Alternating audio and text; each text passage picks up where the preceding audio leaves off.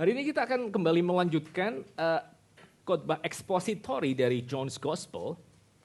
This morning, I'd like to continue the preaching of the expository from John's Gospel. Dan hari ini kita akan secara khusus bicara tentang yang namanya unbelief. And I especially would like to talk about unbelief. Mari kita sama-sama, hari ini kita akan buka 3 bagian dari kitab suci. This morning, we'll turn to 3 portions of the scripture. Yaitu dari Injil Yohanes dan juga dari kitab Yesaya. From the book of the Gospel of John and from the book of Isaiah.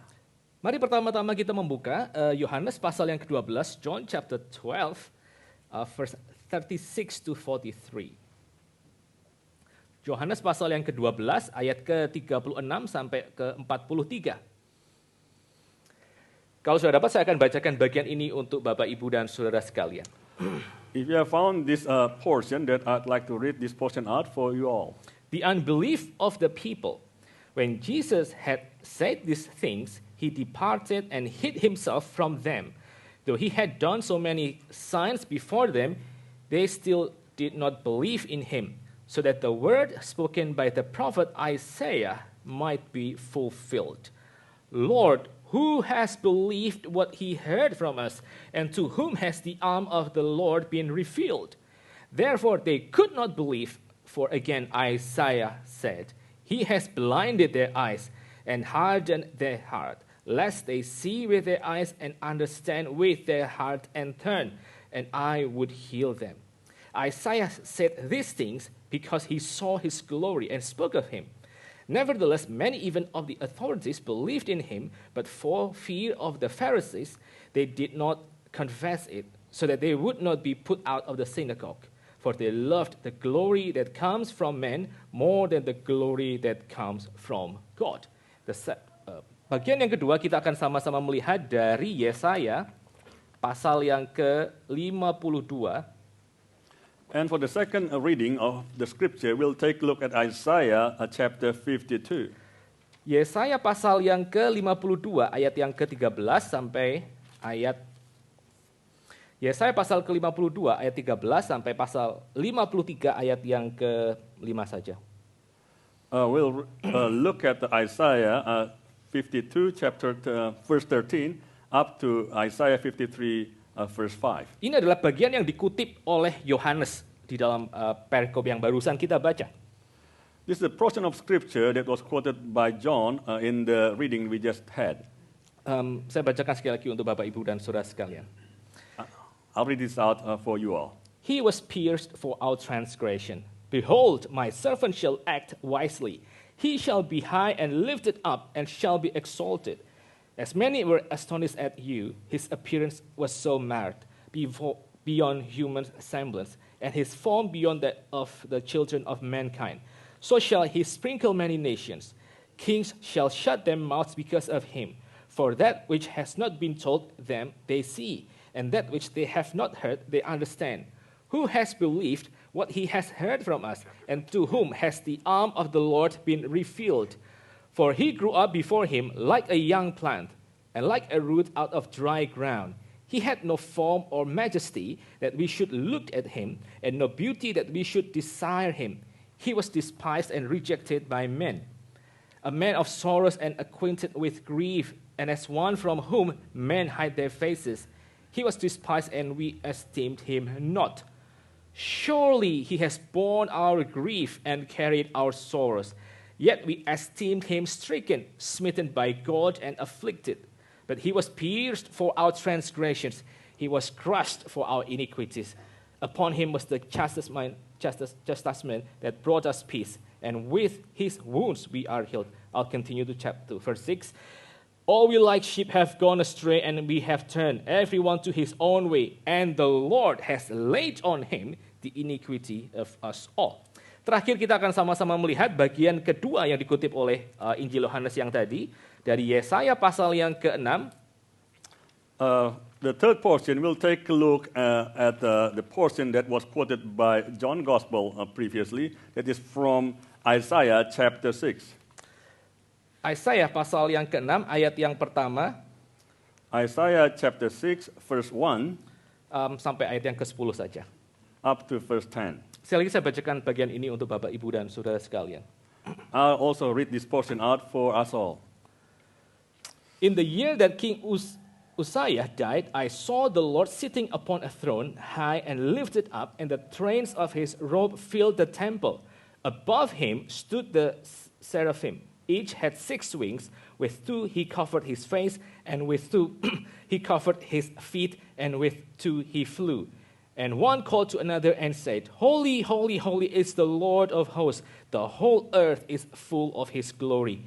And the foundations of the threshold shook at the voice of him who called, and the house was filled with smoke. And I said, Woe is me, for I am lost, for I am a man of unclean lips, and I dwell in the midst of a people of unclean lips, for my eyes have seen the King, the Lord of hosts. Then one of the seraphim flew to me, having in his hand a burning coal that he had taken with tongs from the altar. And he touched my mouth and said, Behold, this has touched your lips, your guilt is taken away, and your sin atoned for. And I heard the voice of the Lord saying, Whom shall I send, and who will go for us? Then I said, Here I am, send me. And he said, Go and say to this people, Keep on hearing, but do not understand. Keep on seeing, but do not perceive. Make the heart of this people dull, and their ears heavy, and blind their eyes, lest they see with their eyes, and hear with their ears, and understand with their hearts, and turn and be healed. This is the word of the Lord. Mari kita sama-sama tunduk kepala, kita masuk dalam doa. This is the word of the Lord. Let us bow our heads and enter into prayer. Father, we come to you. We come to your presence, Lord, with fear and trembling, Lord. We pray that as we have read these portions of the scriptures, Lord, we pray for your guidance. We pray for your illuminations. Please shed light to our minds and open our hearts, Lord, so that as we learn about your will in this portion, our hearts will receive more understanding of who we truly are before you, Lord. And most importantly, we will have a clear vision to understand the glory of Jesus Christ, your Son. Thank you, Father. Please hear our prayer. Please bless your servant, anoint him, and also bless everyone who is now here. In the name of our Lord Jesus Christ, we pray. Amen. Bapak, Ibu, dan saudara sekalian, Injil Yohanes adalah satu Injil yang sangat menekankan mengenai pentingnya iman kepada Tuhan Yesus. Brothers and sisters, the Gospel of John is the Gospel which emphasizes the importance of the faith in Jesus Christ. Jadi kata percaya kalau dalam Injil Yohanes itu keluar kira-kira sebanyak hampir 100 kali, mungkin 98 kali. Because the word believe in the Gospel of John appears around about 99 to 100 times. Dan di dalam Injil yang lain, maka Tuhan Yesus itu pernah mengatakan mengenai satu dosa yang tidak dapat diampuni. In another gospel, then the Lord says about this unpardonable sin. Semua dosa itu bisa diampuni, kecuali satu dosa ini, yaitu menghujat Roh Kudus. All sins may be forgiven, except this one sin, that is the sin of blaspheming the Holy Spirit. Nah, apa itu yang disebut dengan dosa yang menghujat Roh Kudus sehingga dia tidak dapat diampuni? What is it, the sin of blaspheming the Holy Spirit, so that that person who does so cannot be forgiven? In a nutshell, saudara, maka yang disebut sebagai dosa yang tidak dapat diampuni itu adalah dosa yang meresist pekerjaan Roh Kudus untuk menyatakan siapakah Yesus Kristus. So in a nutshell, the unpardonable sin is the sins of resistance of the work of the Holy Spirit who wants to reveal as to who Jesus Christ is. Kalau saudara melihat adegan pembaptisan Tuhan Yesus di Sungai Jordan, if you take a look at the scene of the baptism of Jesus in the Jordan River, maka pada waktu Allah Bapa itu mengatakan, inilah anakku yang kukasihi, atau di dalam versi yang lain, engkaulah anakku yang kukasihi. So when the Father says, this is my beloved Son, or in another version that says, you are my beloved Son, maka semua Injil itu mengatakan bahwa Roh Kudus itu turun ke atas Tuhan Yesus. So all this gospel were saying that the Holy Spirit descended upon the Lord Jesus. Turunnya Roh Kudus ke atas Tuhan Yesus itu mengarahkan suara Bapa untuk akhirnya orang yang membaca Injil atau orang yang mungkin hari itu ada di sekitar Sungai Jordan itu mengetahui bahwa inilah dimaksud anak yang dikasih oleh Bapa. So the voices that came down from heaven from the Father was directing the people to understand that this is the Son whom the Father loved. Sehingga pada waktu orang tuh meresist, ya, orang tuh melawan pekerjaan Roh Kudus yang pointing kepada Tuhan Yesus sebagai anak Sang Bapa, ini adalah dosa yang tidak dapat diampuni karena ya Tuhan Yesus adalah juru selamat. Kalau engkau meresist juru selamat, ya gonski dan. So when someone is resisting the work of the Holy Spirit, which is pointing that Jesus is the Son of God, is the Savior, so that person cannot be pardoned because that person is resisting the work of the Holy Spirit that wants to reveal to them that this is the Savior. Jadi di dalam bagian yang lain, Injil itu juga di dalam Injil yang lain itu iman tuh sangat ditekankan bahwa karena iman ini adalah iman yang akhirnya bisa membuat orang menerima keselamatan dari Tuhan. So in other gospel, this kind of faith is also the faith that is very much emphasized because this is the kind of faith that would save a person. Nah, kita hari ini akan secara khusus membahas apa yang dikatakan oleh Yohanes di dalam ayat ke-37 sampai 43. So particularly this morning, we'll talk about what the Gospel of John says from verse 27 to 43. Kita akan secara khusus membahas di dalam dua bagian saja. We'll talk about this in two portions. Kalau cukup mungkin 3. If there's enough time, we'll take a look at the third portion. Kalau cukup mungkin 4. If there's more time, we'll take a look at the fourth portion. Tapi I think ya 2 yang paling utama. Well, at least the main things are 2 portions. Nah, bagian pertama kita akan sama-sama membahas mengenai kita akan bahas tentang ini ya, anatomy of unbelief. Lalu bagian pertama, so we'll take a look at this anatomy of unbelief. So the first portion is yang namanya unbelief atau ketidakpercayaan itu mengingkari pekerjaan Tuhan Yesus. So unbelief deliberately denies the works of Jesus Christ. Itu bagian yang pertama. Lalu bagian yang kedua, nanti kita akan bicara bahwa yang namanya unbelief itu denies the identity of Jesus. Unbelief itu mengingkari atau menyangkal identitas Tuhan Yesus. So that was the first portion. And the second portion is that unbelief denies the identity of Jesus Christ. Mari kita masuk ke dalam bagian yang pertama secara lebih dalam. Now we'll get into the first portion more deeply. Kita akan sama-sama melihat ayat yang ke-36 sampai ke-37. We'll take a look at the verses 36 to 37. Sekali lagi saya bacakan untuk kita sekalian ya. Once again, I'll read this portion out for us all. When Jesus had said these things, he departed and hid himself from them. Though he had done so many signs before them, they still did not believe in him. Nah, saudara, ini merupakan satu catatan yang sangat ironis mengenai orang-orang yang hari itu mereka sudah mendengarkan Tuhan Yesus bicara dan mereka melihat apa yang dikerjakan Tuhan Yesus. This is such an ironical record for those people who have seen what Jesus did and said on that day. Karena Tuhan Yesus pada waktu dia melayani di dalam dunia, dia bukan hanya sekedar mengajar. Because when Jesus was ministering in this world, Jesus was not merely teaching. Tapi dia juga mengucapkan begitu banyak klaim yang sangat-sangat agung yang hanya bisa diucapkan oleh Allah sendiri.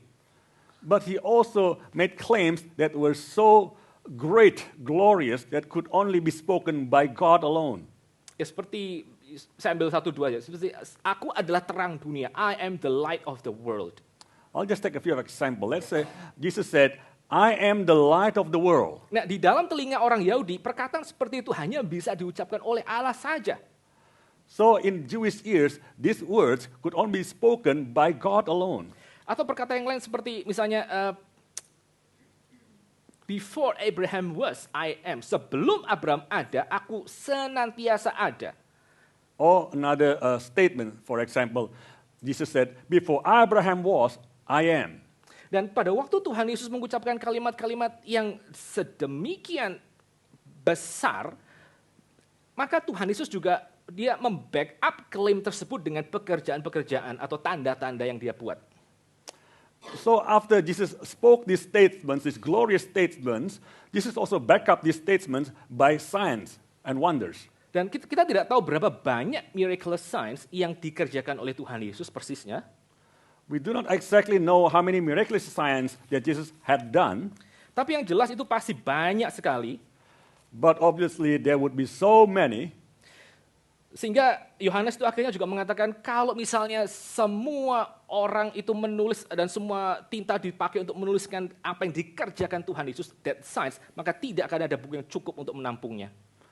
It was so numerous, the signs, to the point that John said that if the ink was of all the world would be used to write all the miracles, wonders and signs that Jesus had done, then it wouldn't be enough. Dan Yohanes mengatakan ini catatan tentang Tuhan Yesus dan semua tanda yang dia kerjakan ini ditulis supaya apa? Supaya kamu percaya. And the book of John said that all these miraculous signs and wonders were written so that you may believe. Jadi Tuhan Yesus itu ketika dia ditolak oleh orang-orang Yahudi itu bukan tanpa dia memberikan satu legitimasi atas klaimnya. So when Jesus was rejected by the Jews, it was not without Jesus had given the legitimacy of his claims. Dan dia sekali lagi memberikan legitimasi itu melalui tanda-tanda ajaibnya. And Jesus gave this legitimacy of what he said, of his claims, through these miraculous signs and wonders. Tapi mereka menolak semua tanda-tanda ajaib itu dan mereka tidak mau percaya kepada Tuhan Yesus. And yet they rejected all these signs and wonders. They did not want to believe in Jesus Christ. Saudara, ini merupakan satu bagian yang kita sebagai orang Kristen kita harus mengerti lebih jauh. This is a portion that is for us as Christian, we must understand a bit further. Karena apa? Karena itu berarti iman Kristen itu bukan satu iman yang tanpa evidence. Because that means that the Christian faith is a faith that is not without evidence. Yang namanya iman Kristen itu bukan sesuatu yang bersifat arbitrer gitu ya. Arbitrer itu dalam arti ya kita bisa pilih, ya asal mau percaya saja tanpa kita perlu mengerti dasar dari kenapa kita percaya. So in other words, Christian faith is not an arbitrary faith, which means that it's not just if you want to believe, just believe it, but there is no evidences. Jadi kalau ada orang bilang kepada saudara, ya if Christianity works for you, then it's good, but it's not for me, misalnya gitu ya. Kalau iman Kristen itu emang bisa works untuk pergumulanmu ya silakan jadilah Kristen. Tapi sorry, aku mungkin nggak tertarik jadi Kristen. For example, if someone says to you, well, if Christian faith works for you, that's great, that's for you, but not for me. Nah itu asumsinya adalah yang namanya iman tuh kita bisa pilih yang mana aja, yang penting cocok itu. Kamu mau pilih yang apa misalnya sekarang ya, KitKat gitu ya, sebut merek lagi, ya KitKat. So this statement has the assumption that everything is just the same. You can believe whatever you want to believe. You can believe in whatever KitKat, for example. Jadi ada KitKat yang original, for instance. For instance, there's original KitKat. Lalu ada KitKat yang rasa Milo. And there's also a KitKat with Milo taste. Terus seperti lagi tren hari ini selalu ada rasa matcha. Green tea. And what is in trend now, that's a matcha KitKat. Terserah kamu mau pilih KitKat yang original, yang Milo, kadang-kadang juga ada coklat yang rasanya ada sea salt, ada coklat dikasih chili, terserah gitu. It's your taste. So you can choose whichever flavors of KitKat you prefer, with the Milo, or with a bit of chili, or with a matcha, whatever. Dan orang memikirkan bahwa yang namanya beriman itu kira-kira seperti pilih anything sesuai dengan selera kita. So people liken the choosing of the faith is like the choosing of this KitKat, whatever flavor you would like. Tapi Alkitab itu tidak mengatakan demikian, at least Injil Yohanes tidak mengatakan demikian. But the Bible, or at least the Gospel of John, does not say so. Karena apa? Karena pada waktu Tuhan Yesus mengatakan misalnya, I am the way and the truth and the life. Aku adalah jalan dan kebenaran dan hidup. Maka Tuhan Yesus itu dia membackup apa yang dia katakan tentang dirinya itu dengan tanda-tanda ajaib dan orang bisa memeriksa tanda-tanda ajaib tersebut. Because when Jesus made claims such as I am the way, the truth, and the life, Jesus would back up his claim with signs and miraculous signs and wonders, and people can then investigate these miraculous signs and wonders. Hari Jumat kemarin ya, saya kebetulan bersama dengan Pak Hendra kami try to share the gospel kepada orang-orang di sekitar Britomart. So just this past Friday, that Pastor Andrew and me, we went to Britomart and try to share the gospel to the unbelievers at Pritomat. Lalu di dalam percakapan yang singkat itu, kami akhirnya menemukan bahwa ketika orang-orang ditanya, misalnya, apakah engkau percaya kepada Allah yang menciptakan universe ini? So in that short conversation, when we ask people whether you believe in the God who created the universe, maka mereka semua rata-rata mengatakan bahwa mereka itu unsure. Mereka tidak yakin apakah ada Allah yang menciptakan dunia ini. so most of them would reply, I am not sure. They are not sure whether there's a God who created this whole universe. Tapi ya kalau kita, mereka mengatakan kalau ini kepercayaanmu bahwa Allah menciptakan dunia ini, ya terserah, silakan saja. So they are saying that if this is your belief that God created the whole universe, that's up to you, that's your belief. Tapi itu bukan bagaimana cara iman Kristen itu bekerja, saudara. But this is not how the Christian faith works. Sama seperti Tuhan Yesus itu membackup perkataannya dengan pekerjaannya, dengan tanda-tanda ajaibnya. Just like Jesus Christ backed up his claims with his miraculous signs and wonders, Maka iman Kristen pun pada waktu kita percaya bahwa Allah itu menciptakan isi dunia, itu kita juga melihat bahwa ini bukan hanya sekedar klaim belaka, tapi juga ada ini ya, juga ada apa? Juga ada evidence, juga ada kesaksian yang mendukung hal itu. similarly, when God says that he created the whole universe and everything in it, there's evidences that back up this claim. Satu kali ada satu orang physician, ahli fisika lah, There's once a physicist namanya Stephen Hawking. by the name of Stephen Hawking. Nah, Stephen Hawking itu dia tidak percaya bahwa ada Allah yang menciptakan universe.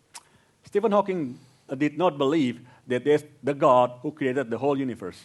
Dan dia akhirnya mau coba menjelaskan bagaimana yang namanya universe ini muncul. So he tried to explain how the universe came about. Lalu dia punya teori seperti ini ya. Teorinya seperti ini. Bahwa yang namanya universe, at least ini dari satu buku yang saya coba ini ya. Saya nggak tahu kalau dia tulis yang lain. Anyway, dia menjelaskan bahwa yang namanya universe itu muncul dari hukum gravitasi. So Stephen Hawking has this theory. He said that the universe began with the gravitation law of gravity. Lalu at some point akhirnya dari hukum gravitasi ini maka akhirnya yang namanya dunia itu muncul gitu.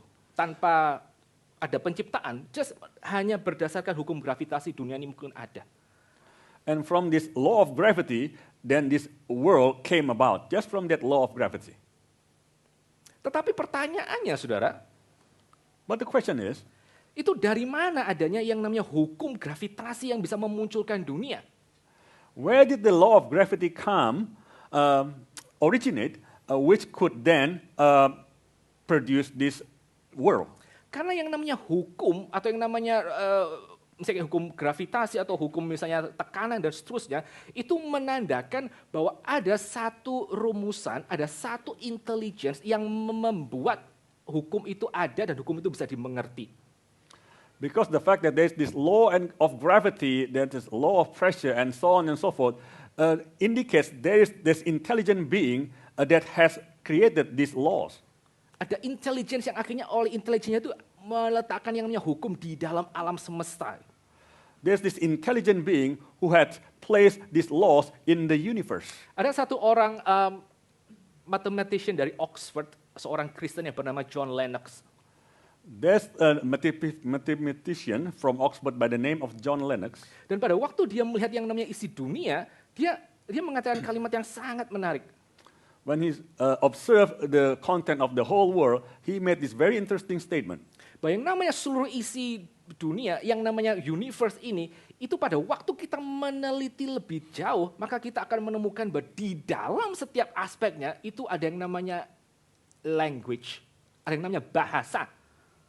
So he observed that in this universe, if we want to investigate further in each of these elements, then in each of these elements there is what is called this language. Pada waktu saudara melihat dunia, saudara menemukan yang namanya hukum yang seperti tadi, seperti kayak hukum gravitasi. For example, if you observe this universe, this, for example, the law of gravity. Ada yang namanya hukum kayak misalnya kecepatan cahaya misalnya. The law of the speed of light, for example. Atau termodinamika dan seterusnya. Or the law of thermodynamics. Nah pada waktu saudara mau coba mengerti hukum-hukum tersebut, saudara bisa menuliskan hukum itu di dalam rumusan dengan ya huruf-huruf Greek dan angka-angka tertentu misalnya, konstanta-konstanta tertentu. If you want to understand this law, for example, you can then formulate it in this Greek or this some sort of constants that you can formulate this. Rumusan-rumusan itu apa? Rumusan-rumusan itu adalah bahasa, itu adalah language di dalam bahasa fisika memang. What are these formulas? These formulas are these words or language of physics world. Dan yang namanya bahasa, yang namanya informasi, itu mengasumsikan ada intelligent designer yang meletakkan itu semua. So this information then assumes that there is an intelligent designer who has placed these formulas, this language. Jadi ketika sekali lagi iman Kristen itu mengatakan bahwa ada Allah yang menciptakan isi dunia ini, itu bukan sesuatu klaim kosong, tapi ada backup, gitu. Ada penemuan-penemuan di dalam fisika, di dalam kimia dan seterusnya yang akhirnya menunjukkan yes ada intelligent designer yang meletakkan hukum, yang meletakkan language dan meletakkan semua kerumitan tersebut pada tempatnya. So the claim that there's the God who created the universe is not just a mere blank statement, empty statement, but this is the statement that has been backed up by this law of physics, this law of gravity, and this formulation and this language of these disciplines that have backed up these claims. Jadi betul-betul ketika misalnya orang mengatakan saya tidak mau percaya kepada Allah yang menciptakan isi dunia itu sama seperti yang dikerjakan oleh orang Yahudi dalam bagian ini. Mereka go against all the evidence. Mereka menantang semua bukti-bukti, semua tanda-tanda yang Allah itu sudah letakkan di dalam alam semesta dan juga di dalam pekerjaan Tuhan Yesus. So when someone says that I do not want to believe in Jesus Christ, they actually like these Jewish people who does not want to believe all the miraculous signs and wonders that God has placed in the Bible. Karena itu saudara, untuk just aplikasi praktis untuk kehidupan kita iman Kristen itu bukan satu iman yang mendoktrinasi diri saudara untuk kemudian saudara percaya lalu tidak bisa bertanya apa-apa. So in practical application to ourselves, our Christian faith is not just an empty faith that we just blindly just believe in the faith without any evidences. Kalau saudara punya pergumulan, saudara punya pertanyaan, saudara boleh dengan jujur datang kepada Tuhan dan saudara membuka isi hati saudara dan bertanya tentang semua hal yang saudara mungkin tidak mengerti. If you honestly do not understand, you can come to God and ask God all these questions that you genuinely do not understand. Karena apa? Karena sekali yang namanya iman Kristen iman di dalam Tuhan Yesus itu bukan iman yang tanpa evidence atau some people bilang iman yang tanpa kesaksian, bukan iman yang tanpa tanda. Because once again, the faith in Jesus Christ is not the faith that is without signs and wonders, without evidences, without signs. Semua keraguan saudara, semua pertanyaan saudara di hadapan tanda-tanda yang Allah itu berikan, itu saudara bisa dengan jujur datang kepada Tuhan dan saudara bertanya, pertanyaan-pertanyaan yang mungkin mengganjal hati saudara untuk percaya kepada Dia. So in facing all these signs and wonders and evidences, you can genuinely then ask God, all these signs and wonders before God. Tapi pertanyaannya adalah, apakah saudara itu punya pertanyaan yang seperti itu? Punya pertanyaan yang mengusik saudara, untuk saudara akhirnya terus datang dan mencari Tuhan. But the question is, do you have such questions that bother you, that make you come before God and ask these questions? Saudara, kalau saudara perhatikan kata itu kata question, itu menarik ya. So if you take a look at this word questions, it is interesting. Question itu artinya apa? Question itu pertanyaan question. What is question? Question is question. Tapi menarik sekali, yang namanya question, kalau saudara miliki dalam hidup saudara, itu akan mendorong saudara untuk menempuh quest itu. Untuk menempuh perjalanan itu, untuk mencari jawabannya. So this word question, if you really take a look further, this will actually make you do that quest that will lead you to find that something. Masalahnya adalah banyak orang Kristen itu tidak betul-betul punya question yang burning di dalam hatinya. Gitu. Sehingga mereka tidak berjalan untuk kemudian mencari Tuhan. The issue is many Christians do not have that question in their heart seriously that make them go on that quest to search for God. Kalau saudara membaca buku Pilgrim's Progress, the Christian itu akhirnya terus menempuh perjalanannya sampai akhirnya pergi menemukan celestial city itu. If you read the book Pilgrim's Progress, these character Christians that continued on, persist on in his journey until he found this celestial city. Itu semua dimulai dari apa? Karena dia punya satu question. Bagaimana caranya saya bisa melarikan diri dari the city of destruction, dan akhirnya dia keluar dan bertemu dengan sang evangelist dan dia menempuh perjalanannya sampai akhirnya dia berjumpa dengan Tuhan. So how did this Christian journey believe? It all started from his question of life, of this purpose of life, so that he left the city of destruction and he was led by this evangelist towards this celestial city. Kalau saudara berkaca lagi kepada kita lagi bahas itu ya, reformasi, dalam pengalaman Martin Luther, dia akhirnya berjalan terus mengikut Tuhan. Karena apa? Karena dia menemukan pertanyaan yang dia bawa kepada Tuhan itu terjawab. Likewise, with the Reformation, with the case of Martin Luther, he continued on in his journey with God because he found that his questions were answered by God. Pada waktu orang Kristen itu nggak ada satu pergumulan untuk mengerti iman Kristen lebih dalam, nggak ada questions, maka dia akan stay di tempat itu.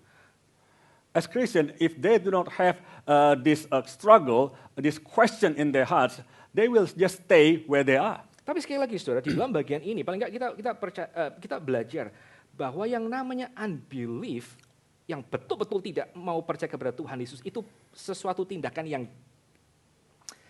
go against the evidence. Itu yang tindakan yang betul-betul melawan semua bukti-bukti yang Allah itu letakkan di dalam dunia, di dalam kitab suci, dan di dalam diri Tuhan Yesus sendiri. So once again, the heart of unbelief is the heart that goes against all evidences and proofs and signs that God has placed in this world. Ya, jadi saya just encourage saudara untuk saudara ketika bergumul dengan kekristenan, jangan lekas-lekas menepis, this is just my nggak ada anak sekolah minggu di sini. Ini cuma sekedar tradisi dari orang tuaku misalnya. So, never think that when you're in the Sunday school, we go to Sunday school, that you think that this is just a tradition that I have from my parents. Tapi orang yang ragu-ragu itu mesti belajar untuk memeriksa evidence itu, karena sekali lagi Tuhan Yesus dia melayani di dalam dunia dan dia memberikan tanda untuk orang itu bisa lihat dan orang bisa periksa.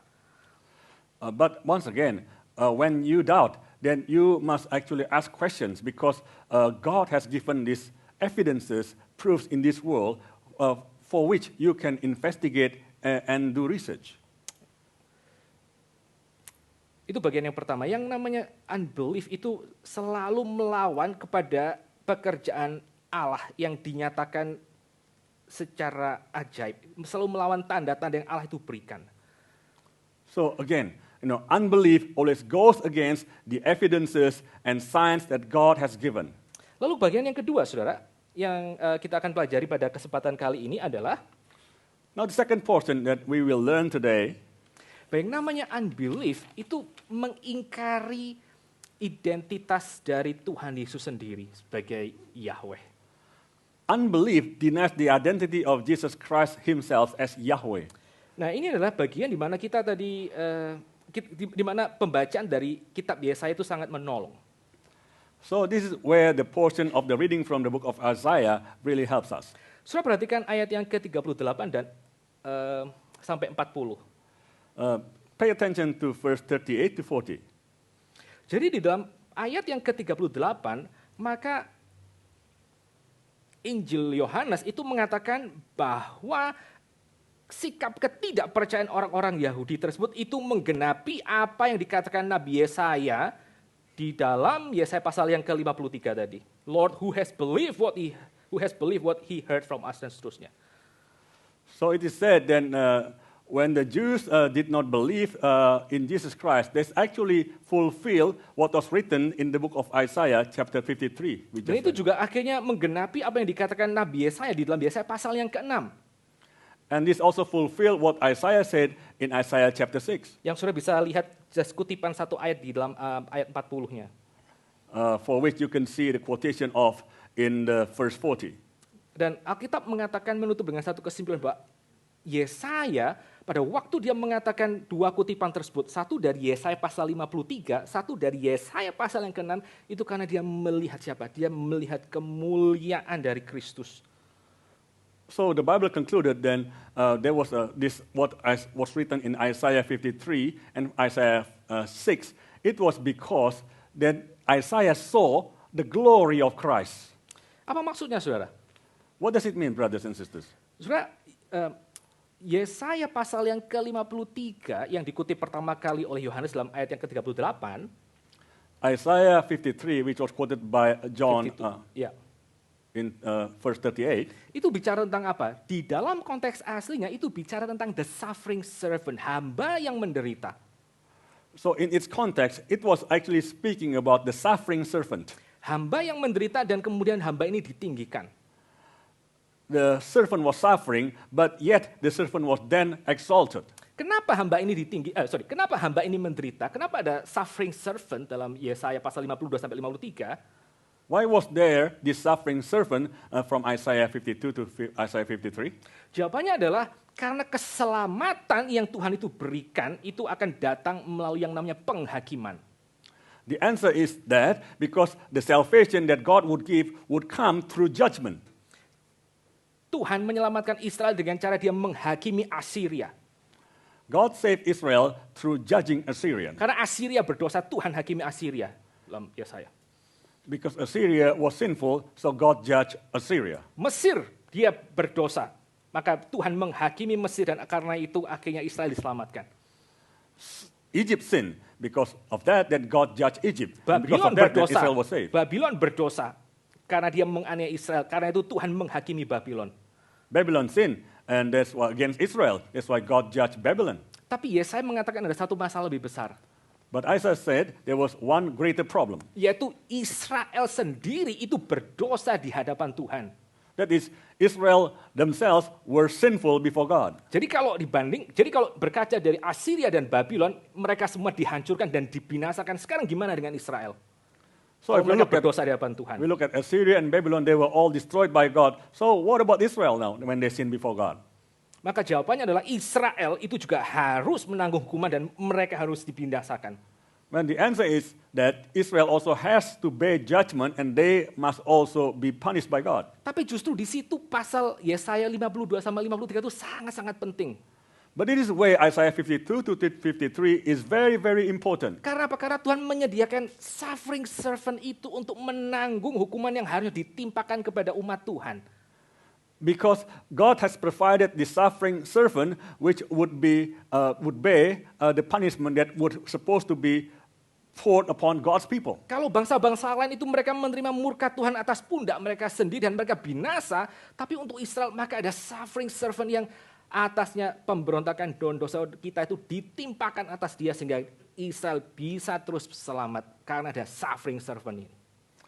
With the other nations that they had to bear their own sinful judgment, but with Israel and be destroyed, but with Israel that God had provided the suffering servant who would bear the sinful judgment of Israelites so that Israel could be saved.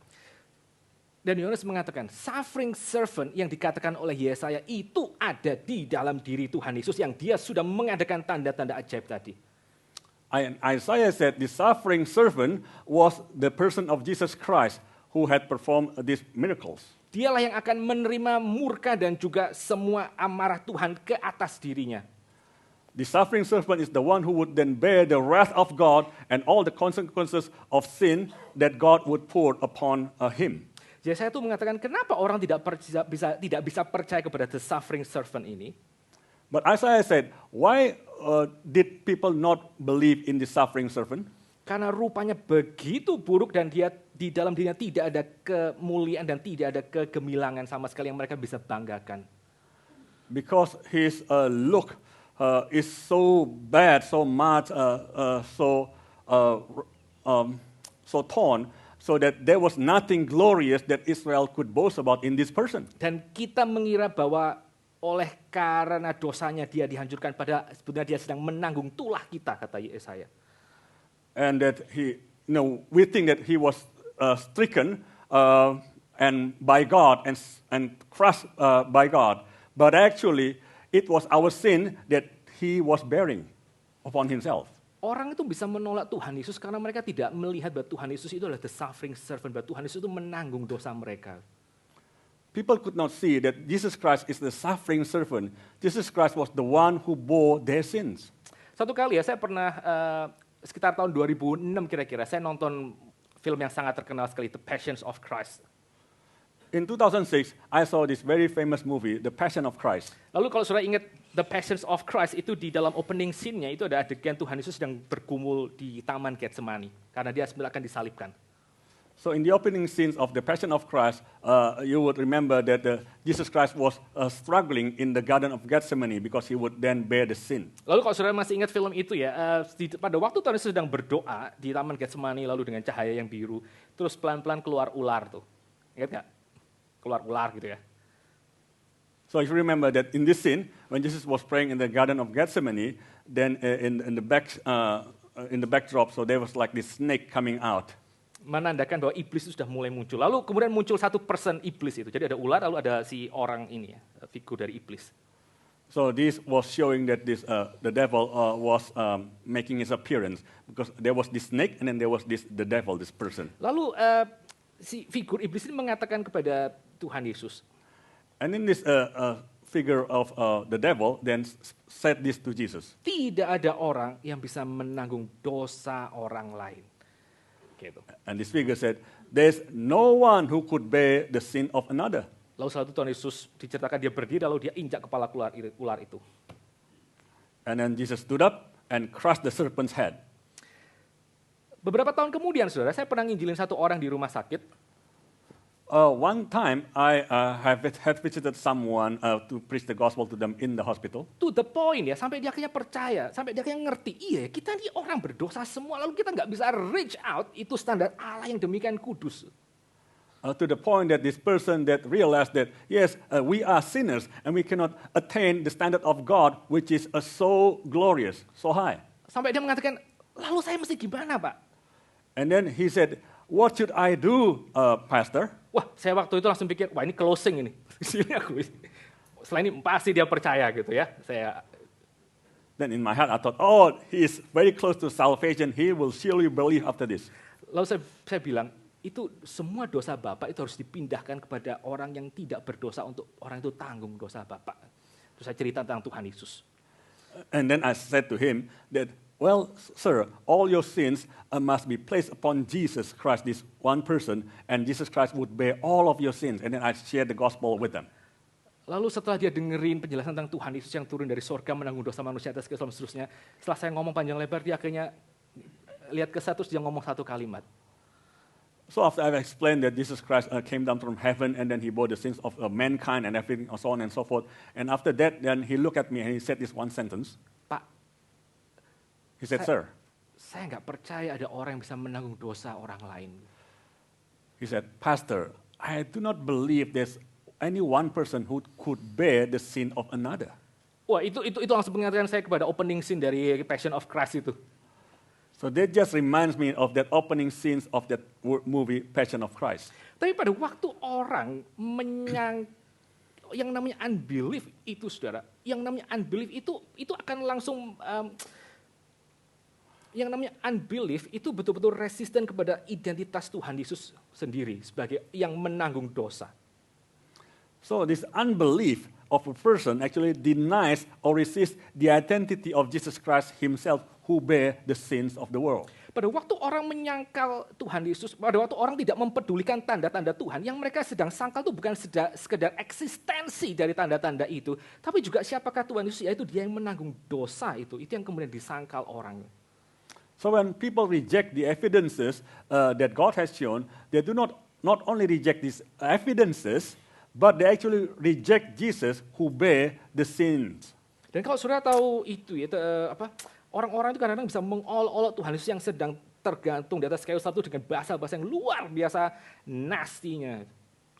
So sometimes they could mock Jesus who on the cross with such nasty words. Meskipun mereka bisa percaya Tuhan Yesus bisa memberikan begitu tanda-tanda ajaib yang dicatat di dalam kitab suci yang lain misalnya, yang diberikan orang lain, tapi pada waktu sampai kepada salib itu mereka bisa menolak dengan begitu nasty apa yang dikerjakan oleh Tuhan Yesus di sana.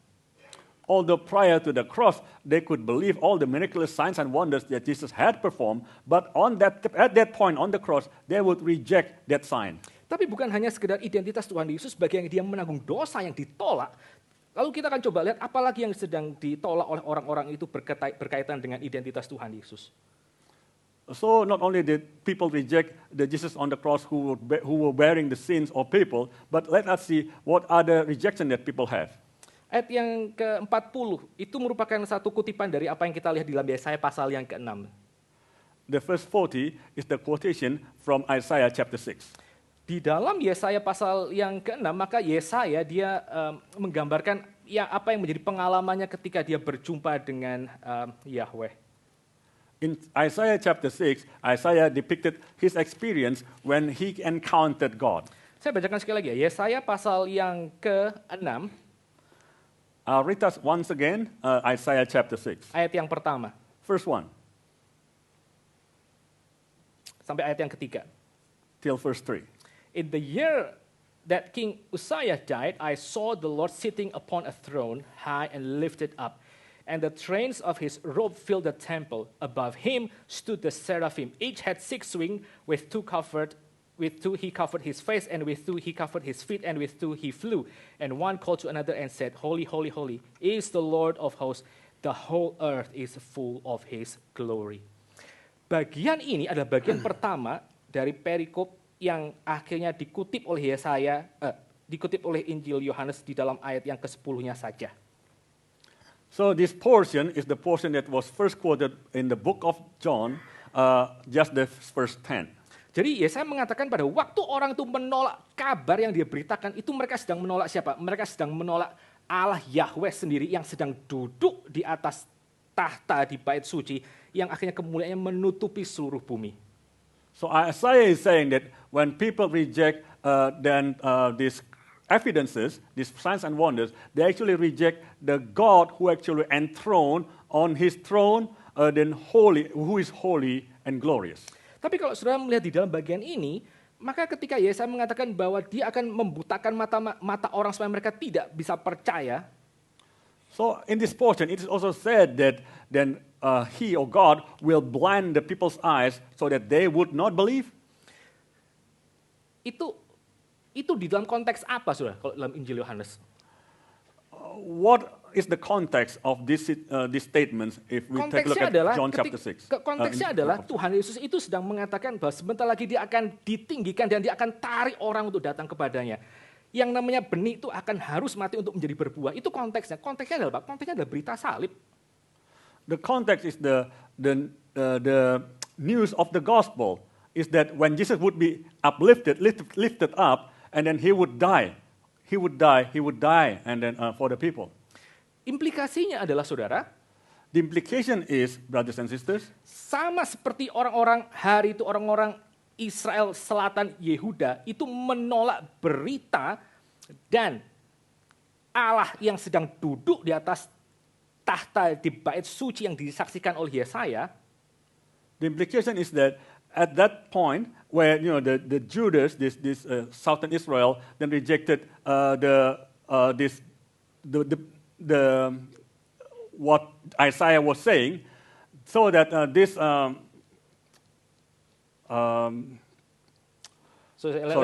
explain. Yeah. So what I mean is, just as the Jews, they rejected Yahweh, the Lord himself, who is enthroned in the temple, whose glory covered the whole earth, in the same way, this sin is repeated in the actions of the Jews during Jesus' day, as they rejected Jesus who will be enthroned on the cross. Jadi sama seperti orang-orang Yahudi di dalam zaman Yesaya itu menolak Allah Yahweh yang sedang berduduk di atas tahta di bait suci, hal yang sama juga dikerjakan oleh orang-orang Yahudi di dalam zaman Tuhan Yesus ketika mereka menolak Tuhan Yesus yang bertahta di atas kayu salib. So as the Jews were rejecting God who was enthroned in his holy throne back in Isaiah's days, it is similar to these Jewish people who rejected Jesus who were uplifted on the cross in John's time.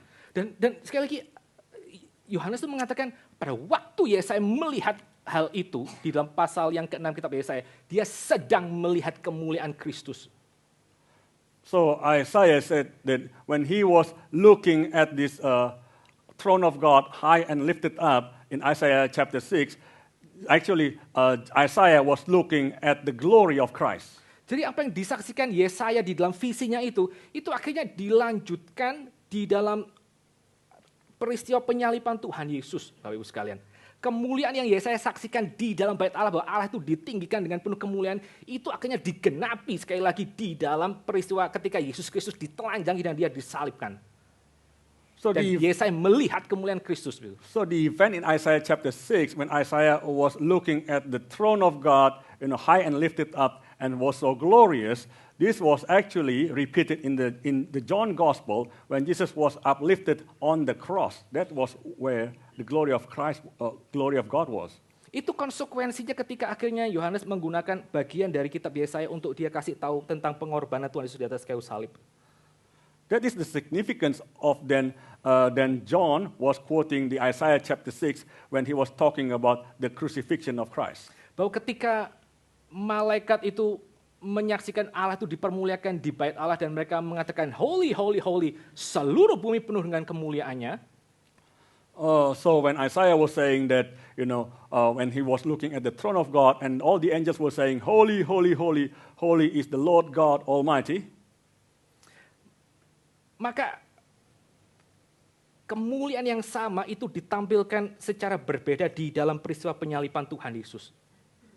So the similar glory was also then displayed in the crucifixion of Christ. Saya kadang-kadang membayangkan begini, waktu mempersiapkan bagian ini. Sometimes I would imagine this when I was preparing this portion. Apakah mungkin pada waktu hari Jumat Agung itu, kalau di dalam teologi Yohanes dan Yesaya, di dalam Jumat Agung itu ketika Tuhan Yesus itu sedang disalibkan, I'm thinking like this. Is it possible in the event of the Good Friday when Jesus Christ was crucified? Maka serafim yang sama itu juga menyanyikan lagu yang serupa yang mereka juga katakan dalam Yohanes pasal yang ke-6. That at the same time, the same seraphim would sing these hymns, these songs that was sung in Isaiah chapter 6. Holy, holy, holy is the Lord of hosts. The whole earth is full of glory. Suci, suci, suci Allah Tuhan semesta alam, seluruh bumi penuh dengan kemuliaan. Itu dinyanyikan pada waktu Tuhan Yesus dia sedang tergantung di atas kayu salib. Whether the angels, the seraphims would sing this song, holy, holy, holy is the Lord of hosts. The whole earth is full of his glory. Would this be the hymn, the song that these seraphims would be singing when Jesus was crucified on the cross? Sekali lagi Yohanes mengatakan, Yesaya mengatakan semua ini karena dia sudah melihat kemuliaan Kristus. And again, Isaiah said all these things because he had already seen the glory of Christ. Dan bagian ini digunakan untuk mempersiapkan peristiwa penyaliban Kristus.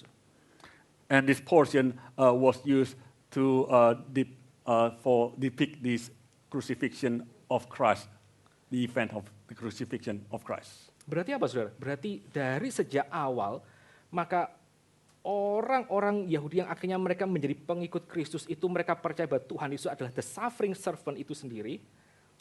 So this means that since the beginning that the Jews had already believed that Jesus Christ was the suffering servant. Dan Tuhan Yesus itu adalah Yahweh itu sendiri yang dia pernah menampakkan diri di bait Allah kepada Yesaya dan akhirnya dia akan menampakkan kemuliaannya di atas kayu salib. Dan kemuliaannya ketika disalibkan memenuhi seluruh bumi. And Jesus Christ is the Yahweh who had appeared to Isaiah in Isaiah chapter 6 and who would then show himself on the crucifixion and that where he would then show himself on that at that time. Sekali lagi saudara, yang namanya ini ya, yang namanya dosa unbelief itu apa sih? Once again, what is the sin of unbelief? Yang namanya dosa unbelief itu sekali lagi berarti orang itu melawan untuk percaya kepada Tuhan Yesus. The sin of unbelief is the sin of going against the belief in Jesus Christ. Meskipun Tuhan Yesus itu sudah memberikan begitu banyak tanda-tanda di dalam alam semesta dan di dalam pelayanannya. Despite of Jesus Christ has already given so many signs and evidences in the universe and in his ministry. Tapi yang kedua, pada waktu kita memikirkan tentang unbelief, But the second thing, when we think about the unbelief, maka yang disebut sebagai unbelief itu apa? Yang disebut sebagai unbelief adalah orang pada akhirnya mereka akan menentang identitas Tuhan Yesus yang sesungguhnya.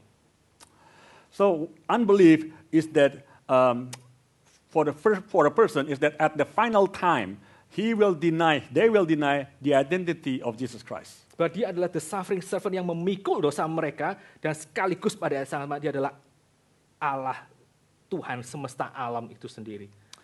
They deny the fact that Jesus Christ is the suffering servant who is the Yahweh himself, but at the same time he also bear the sins of people who believe in him. Pertanyaan adalah apakah saudara di sini adalah orang-orang yang betul-betul percaya kepada Tuhan Yesus?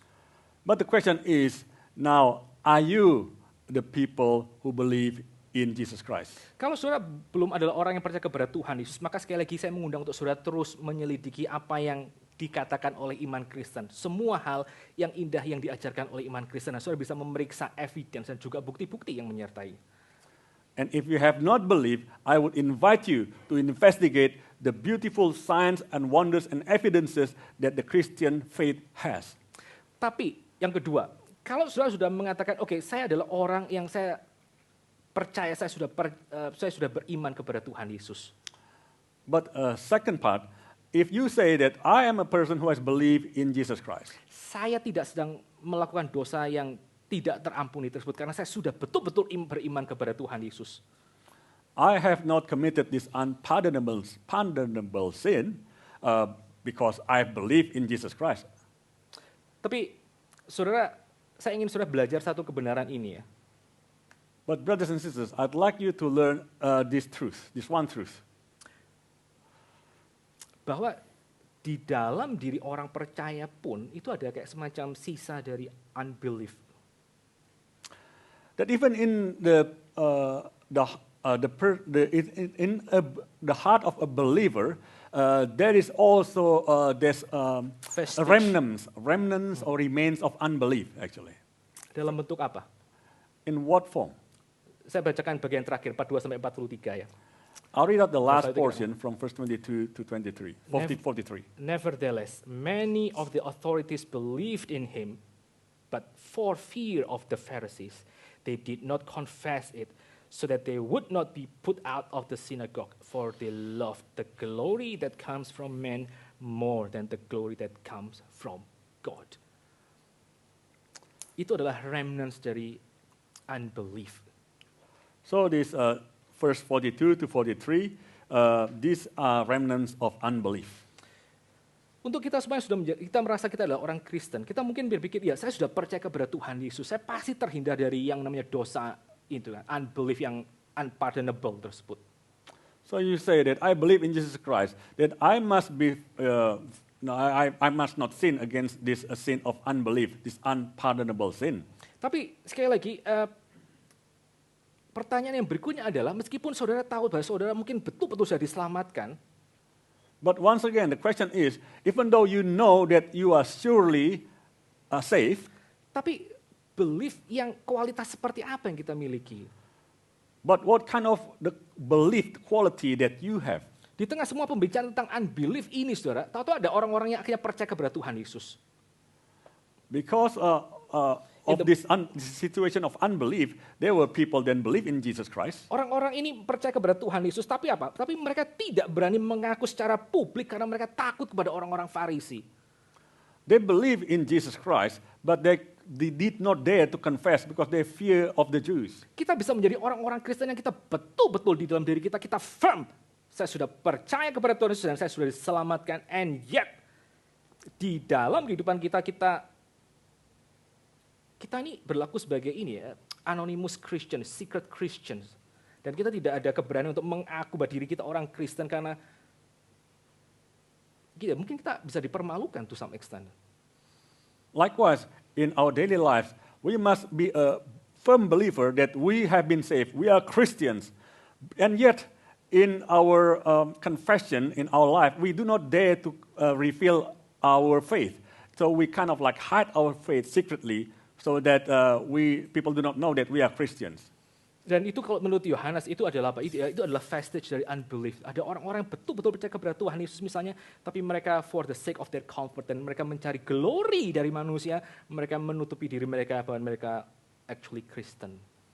So this is what the book of John says, that these are actually the remains or vestiges of unbelief, even though that they believe in Jesus Christ, but they do not dare to reveal their faith. Dan pada waktu kita bergumul dengan bagian itu, saudara, And when we struggle with this portion, maka jalan keluarnya apa? what is the solution? Jalan keluarnya adalah seperti yang kita minta supaya Tuhan mengkaruniakan kepada hidup kita apa yang Dia sudah berikan kepada hidup Yesaya. Well, the solution is that we must plead to God that God would grant to us as to like what God had granted to Isaiah. Sebagaimana Yesaya melihat kemuliaan Tuhan di bait suci dan itu menunjuk kepada kemuliaan Tuhan yang akan dinyatakan di atas salib Yesus Kristus. As Isaiah saw the glory of God in His throne in Isaiah chapter 6, that was then directed towards the glory of Christ on the cross. Maka kita sebagai orang Kristen pun kita mesti minta kepada Tuhan, Tuhan just show me your glory. Nyatakan padaku kemuliaan-Mu. Kemuliaan Kau nyatakan di atas kayu salib tersebut. Likewise, we must plead to God, oh God, show me Thy glory, the glory that You showed on that cross of Christ. Kemuliaan yang dilihat oleh Yesaya dan akhirnya dinyatakan saya lebih penuh di atas kayu salib Yesus Kristus, tolong nyatakan itu kepadaku. That glory that Isaiah saw, which one then manifested in the glory of the cross of Jesus Christ, let me see, oh God, that glory. Hari ini kita belajar sekali lagi tentang unbelief. Today we learn about unbelief. Baik kita yang mungkin belum percaya dan kita yang sudah percaya, kita sama-sama ditegur bahwa kita mungkin masih memiliki certain kind of unbelief dalam hidup kita. So for both of us who have believed or not yet believe, that we both have a certain level of unbelief in our lives. Kita unbelief dalam arti mungkin kita memang betul-betul belum Kristen, kita unbelief mungkin juga dalam arti kita terlalu sungkan untuk menyatakan identitas kita di tengah orang banyak, bahwa kita adalah orang Kristen.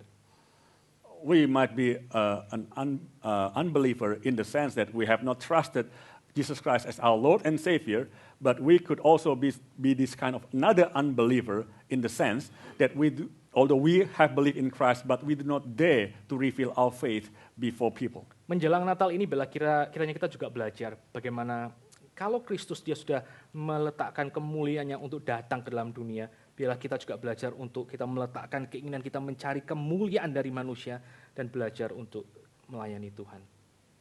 Let us learn this Christmas as Christ has laid down His glory for our sake. Let us also learn to lay down our esteem and everything for the glory of Christ. Mari kita sama-sama tunduk kepala, kita masuk dalam doa. Let us bow our heads and pray. Father, we thank you for the message today, Lord. We thank you that we are reminded once more time about the sins of unbelief, Lord. Lord, we are so grateful that by your great grace, you have spared us from the unpardonable sin, Lord. We are so grateful that today we find ourselves to be true believers in Jesus Christ. But Lord, we pray that what we claim to be our belief would truly shine through our life, Lord. We pray that we will be people who are freed from the need to seek honor and glory from other people, Lord. We pray that we will learn to see ourselves to be people who are truly blessed because we finally come to know Jesus Christ as the suffering servant and as the Lord Almighty Himself. Thank you, Lord. Please help us to follow you more faithfully. And we pray that as we are approaching Christmas, once again, the sense of your grace, the sense of that great mercy that is willing to lay down His own glory for the sake of our sinners, we will be shaped to be more like Jesus Christ Himself. Thank you, Lord. In the name of your Son, we pray. Amen.